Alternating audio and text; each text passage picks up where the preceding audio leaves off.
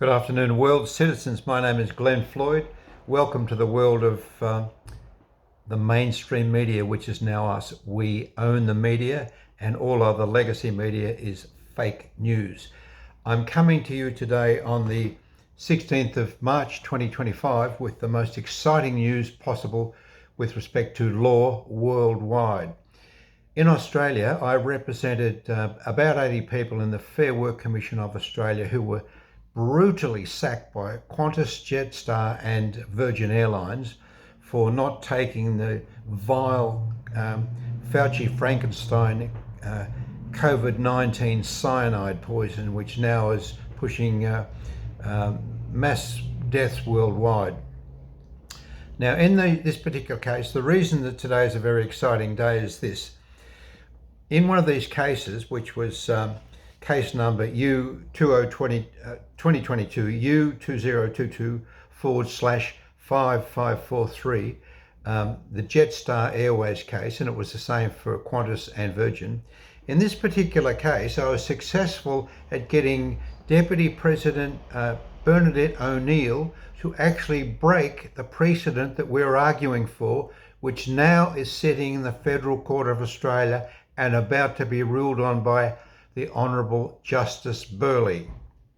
The reason that this is exciting is this.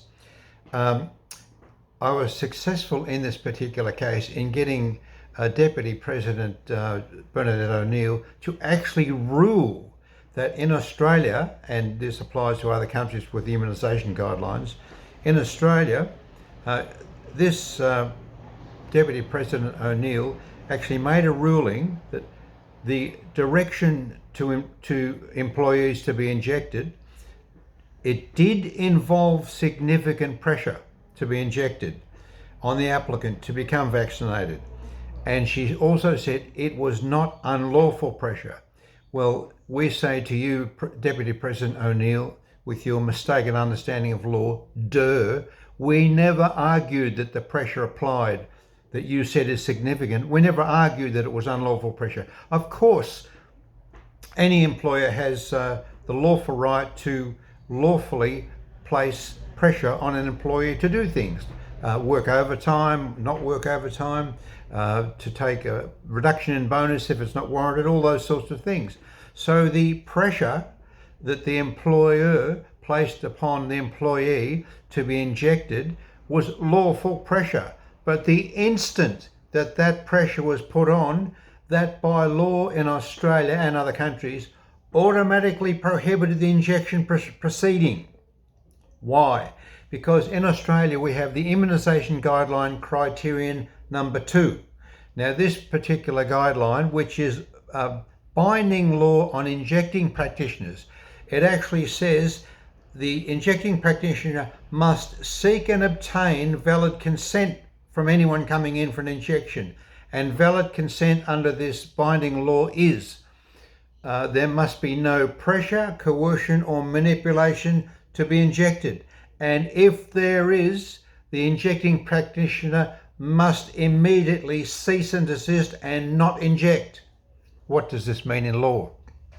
Well, considering that our dear Bernadette O'Neill, Deputy Commissioner O'Neill of the Fair Work Commission, has now ruled and declared, whilst the direction did involve significant pressure on the applicant to become vaccinated, it was not unlawful pressure. We don't care that it was not unlawful pressure. It was lawful pressure, and that is the case, that employees can put lawful pressure on employees to do things. But what is the upshot of that pressure?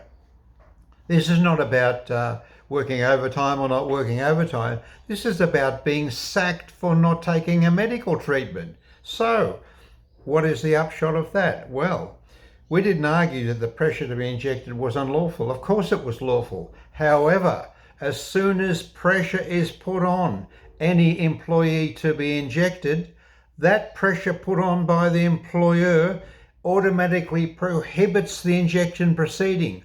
What does that mean in law? Okay, if any employer puts out any directive at all and then immediately puts in or takes an action that prevents their own directive from being complied with or carried out by a third party, that means that directive with a sacking threat is an unlawful directive, because the pressure applied automatically cancelled out and prohibited the injection going ahead by the injecting practitioner.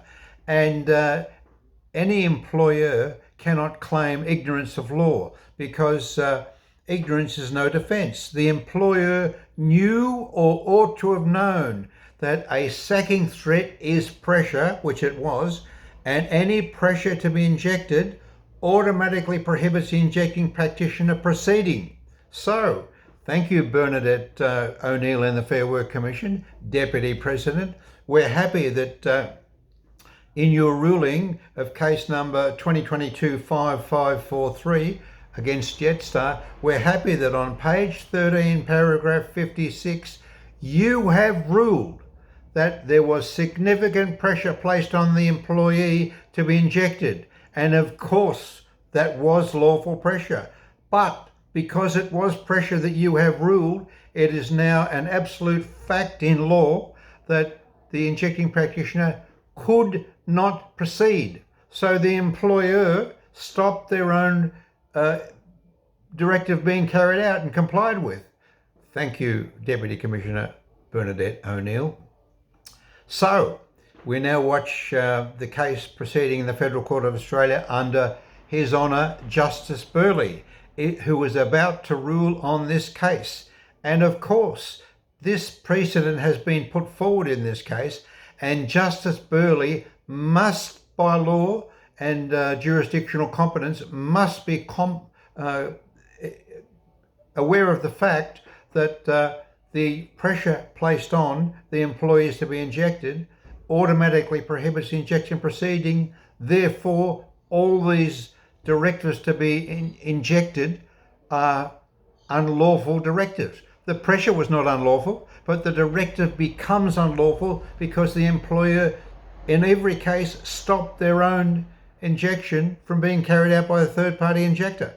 So, thank you, Bernadette, Deputy President Bernadette O'Neill of Fair Work Commission. Please watch this space.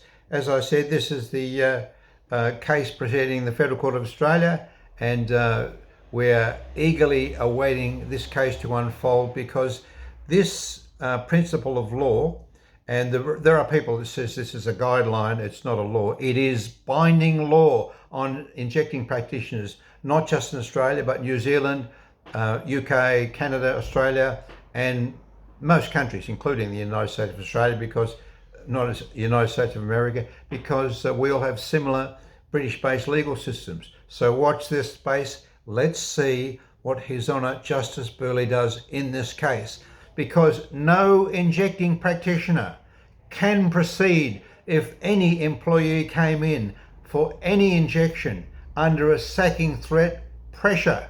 It is unlawful for it to proceed, and the injecting practitioner can't proceed, and the directive given is unlawful because they stopped their own directive being complied with.